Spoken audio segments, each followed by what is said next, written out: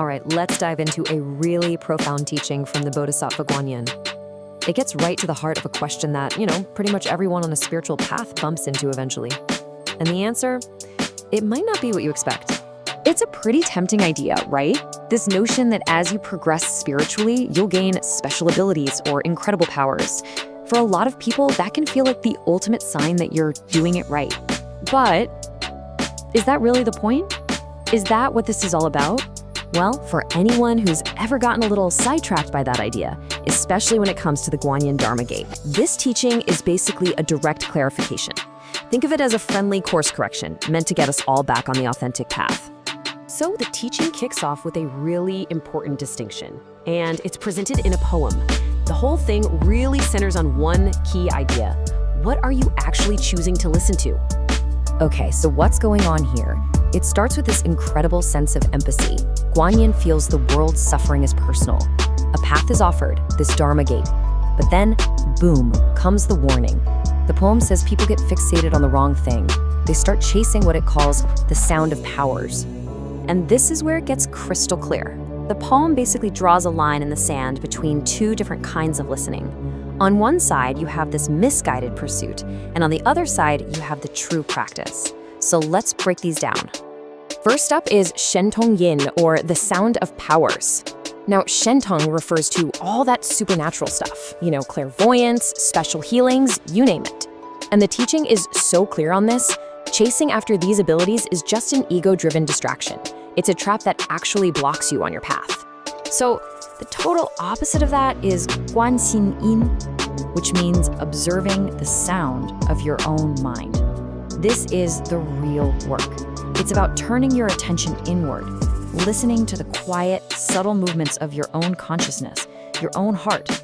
That's where true clarity, the Buddha mind, is found. But here's where it gets really amazing. The teaching doesn't just leave it at that. Guanyin wanted to make this point so absolutely undeniably clear that a deeper message was literally encoded into the poem itself. Seriously, this is more than just poetry. It's just brilliant.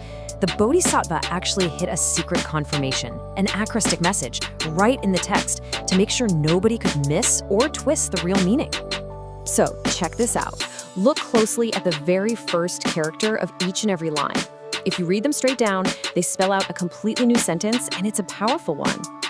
And there it is. The hidden message spells it out, plain as day. The Guan Yin Dharma Gate is not about greedily seeking supernatural powers.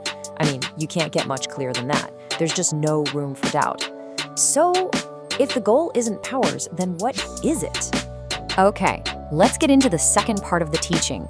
After clearly warning us about the wrong path, Guanyin now shines a huge spotlight on the right one.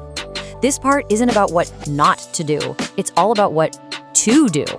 The true practice, it turns out, is built on these four core virtues, the four immeasurables. You can almost think of them as the essential toolkit for the journey. You've got Si, which is loving kindness. Then Bei, compassion for suffering. Then Si, which is that feeling of joy for other people's happiness. And finally Shui, a kind of balanced, unshakable equanimity. This second poem is like a how-to guide. It shows us it's not about trying to get something for yourself. It's all about actively cultivating these four qualities: observing the world with kindness, feeling compassion, being happy for others, and letting go of that small self to find your true awakened nature. And that, the teaching says, is the real Dharma Gate. And you might have guessed it, just like the first poem, this one also has a message hidden in its structure. But this time, it's not a warning, it's an open invitation. Yep, once again, if you take the first character from each line, they come together to spell out the core message. It creates this beautiful, simple summary of what the true path is all about. The message is just so elegant. The four immeasurables are the immeasurable Dharma Gates. It's like an open secret, The path isn't some big mystery hidden away for a select few. It's right here in plain sight, available to absolutely anyone who is willing to cultivate these qualities of the heart. So let's bring this all home. What does this ancient teaching really mean for us right now? Well, it brings our focus right back from the external to the internal, from the spectacular to the subtle.